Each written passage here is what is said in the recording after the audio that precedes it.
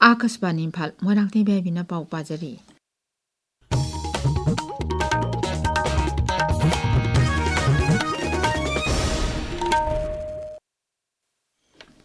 Taranite Subha Manipur Vidhan Sabha gi Taret Suba Mipham ngasi howragani. Mipham asi Rajyapal Priyokumar Balagi Basan ga loinana ngasi nungthil pung 4 dagi howgani. Ningsingba yai BJP lusingba Yumnam Khemchan Singh ngarang anoba Mukhyamantri oina wasak lawkhibani. Mahaka loinana Upa Mukhyamantri oina Nemchak Kipgen amasung Losi Dikho amadi Cabinet Mantri oina Govindas Konthaujam amasung Khuraijam Loken wasak lawkhi. Wasak lawraba matungda Siri Khemchana lusingba Mantri Mandal gi ahanba mipham pangtoktuna ngasi Vidhan Sabha mipham pangthoknaba warep lawkhibani. Manipurda Yumnam Khemchana lusingba anoba sarkar ama semlakpada maikei kyadagi nungaiba phongdoknarakli Pradhan Mantri Narendra Modi Ngaksel Mantri Rajnath Singh amasung awang nongpok Rajya Singh gi Mukhyamantri Singh Nagaland gi Nephew Rio Meghalaya gi Conrad K Sangma amasung Assam gi Mukhyamantri Hemanta Biswa Sarmana nungaiba phongdorakli. Narcotics Control Bureau NCB gi Director General Anurag Gagna Manipur gi Ngamkhai Sahar Moreda Jatuna NGO amana salaiba di Addiction Center ama yengsinkre. Khongchat aduda Director General na Center adugi staff singa wari sanaki amasung drug talaichuba thingnaba makoina hotnaribasing adu thagatki.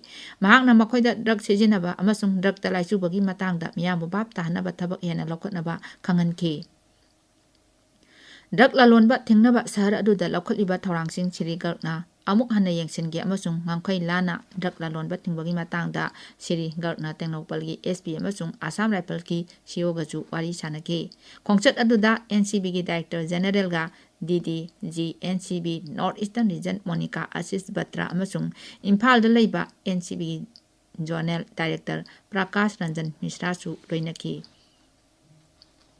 Gृह मंत्री अमित शाह ने भारत की अहानबा cooperative taxi service Bharat taxi हौदोखरे. गृह मंत्री ने हाई Bharat taxi असी कोऑपरेशन की खुथांगदा मियाबु पुन्ना पुरकनबा अमसुंग अपिकपा सेलेब पुनसिनदुना अचौबा थबक अमा हौनबगी प्लेटफॉर्म ओइरगनी. सोशल मीडिया दा थागतपा वारोल अमदा श्री शाह ने हाई भारत टैक्सी की खुथांगदा लेबाक असिगी मियामना सेंडोंग हेन्ना तानबा ngambata natana masagi इज्जत लेना टैक्सी मपुसु ओइबा ngamlagani. संसद की सभा अनिगी अपुनबा मिफमदा राष्ट्रपति ने पीखिबा भाषण थागतपगी मोशन लोकसभा ने वॉइस वोट पास तौखरे. राष्ट्रपति द्रौपदी मुर्मू ने हौखिबा जनवरी 19 दा सभा अनिगी अपुनबा मिफमदा भाषण अदु पीखिबनी. थागतपगी मोशन अदु केंद्र की मंत्री अमसुंग बीजेपी एमपी सर्बानंद सोनोवाल ने पुखतके अमसुंग बीजेपी की एमपी तेजासी सूर्याना सेकेंड तौखि. अहानबा मिफम येथोकलुरगा नमियुंगबा पुंग 12 दा अध्यक्ष ओम बिरलाना राष्ट्रपति की भाषण थागतपगी मोशन अदु लौखतकी. विरोधी सदस्य कयाना पुखलखिबा अमेंडमेंट सिंह श्री बिरलाना वोट लौनकी अमदी सभाना मदु याकिदे. विरोधी की सरांगनबा मरकता लोकसभादा थागतपगी मोशन अदु पास तौकी. अध्यक्षना सेनबा चही 2023 की केंद्र की बजट खन्नबा हौरगनी हाइना लाउथोकी अमसुंग सदस्य खुदिंगमक वा ngangnaba tanja pigani haiki. Adubu विरोधी की सरांगनबा मरकता अध्यक्षना सभागी मिफम नुंगथिल पुंग 2 फावबा अमुक यैथोकी. पार्लियामेंटरी अफेयर्स मंत्री किरेन रिजिजूना हाइरी राज्य सभादा ngasi प्रधानमंत्री नरेंद्र मोदी ना राष्ट्रपति की भाषण थागतपगी मोशन खन्नबगी पाखुम पीगनी.